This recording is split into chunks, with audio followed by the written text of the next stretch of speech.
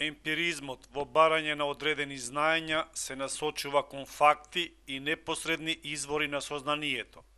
Најзначаен мислител на емпиризмот е Џон Лок, роден 1632 година, живеел до 1704 година. Тој верел дека философијата треба да престане да расправа за бескорисни метафизички прашања и да му даде на човекот нови корисни применливи знаења. Според Лок, човечкото знаење потекнува од искуството. Неговиот основен став бил дека во умот нема ништо што пред тоа не било во сетилата. За Лок, човекот кога ќе се роди е празна табла, табула раса.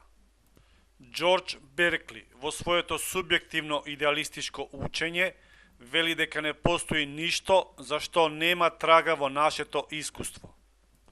За Беркли, нештата од надворешниот свет представуваат збир на осети.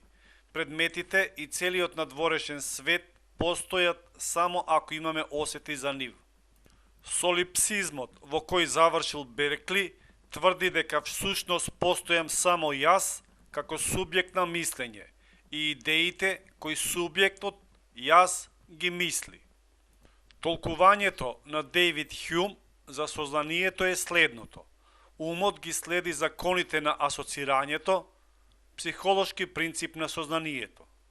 За Хјум има три вида закони на асоциација, и тоа закони според сличноста, допир во времето и просторот, асоциација според очекувањето. Според Хјум, предпоставките може да бидат вистинити само ако се однесуваат на нашето искуство.